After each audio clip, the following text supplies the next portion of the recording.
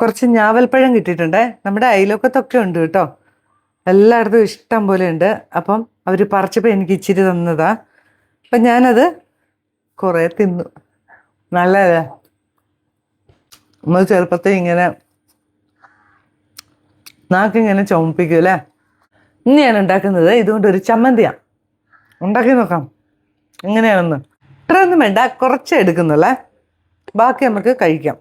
അതിനാവശ്യമുള്ള സാധനങ്ങളെ: ചെറിയുള്ളി, വറ്റൽമുളക്, തേങ്ങ, ഒരു കഷ്ണം ഇഞ്ചി, കുറച്ച് കറിവേപ്പില. ഇത് നമുക്ക് ഇങ്ങനെ കുറച്ച് ഇങ്ങനെ കുരുവേന്ന് ചെത്തിയെടുക്കണം. അതിന് മുമ്പേ നമുക്ക് നമ്മുടെ ഉള്ളി ഒന്ന് ചുട്ടെടുക്കണം. ഇങ്ങനെ ഒരു പപ്പടക്കോലയിൽ ചുടുക. ഇതൊന്നും പറ്റൂലാത്തവരാണെങ്കിൽ ഇച്ചിരി എണ്ണ ഒഴിച്ചിട്ട് ഇതൊന്ന് വാട്ടിയെടുത്താൽ മതി. ഈ ചെറിയുള്ളിയും അതുപോലെ തന്നെ വറ്റൽമുളകും ഒന്ന് വറുത്തെടുത്താൽ. ഈ സമയം കൊണ്ട് തന്നെ നമ്മുടെ വറ്റൽമുളക് ഈ സൈഡിൽ കൂടെ വെച്ചങ്ങ് ചുട്ടെടുക്കാം.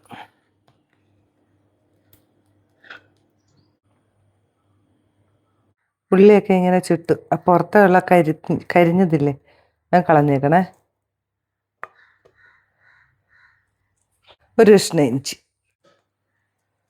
എരിവിന് ആവശ്യമുള്ള മുളക് എടുക്കണം കേട്ടോ. ഇതിന് ഇച്ചിരി എരിവ് വേണം, എന്നാലേ ആ കമർപ്പ് ചുവയൊക്കെ മാറുള്ളൂ. പാകത്തിന് ഉപ്പും കൂടെ ഇടണേ.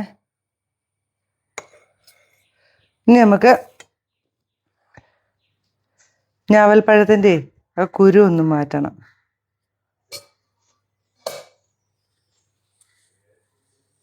ആ മാംസം മാത്രം ഇങ്ങനെ കട്ട് ചെയ്തെടുത്തേ.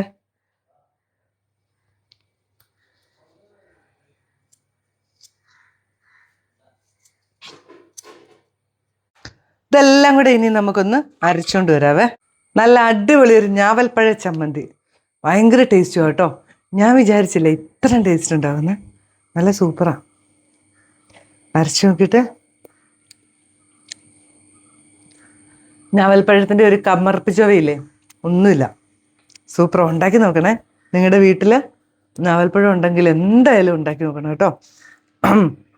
ഞാനിപ്പോൾ ഈ യാത്രാക്ഷീണവും എന്താ പറയുക, കുറേ യാത്രകളും മോള് വന്നതിൻ്റെയും പോയതിൻ്റെയും ഒക്കെ ക്ഷീണവും എല്ലാം കൂടെ ആയിട്ട് അവളെ കൊണ്ടാക്കിയതും ഭയങ്കര ക്ഷീണം. അപ്പം ഇന്ന് ഞാൻ വിചാരിച്ച ഒരു ചമ്മന്തി ഉണ്ടാക്കി ഇച്ചിരി കഞ്ഞിയാക്കി കുടിക്കാമെന്ന്.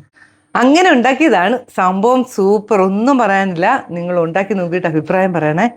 തീർച്ചയായിട്ടും വീട്ടിൽ ഞാവൽപ്പഴം ഉണ്ടെങ്കിൽ നിങ്ങൾ ഉണ്ടാക്കി, ഇല്ലെങ്കിൽ കടയിൽ വാങ്ങാൻ കിട്ടും കേട്ടോ.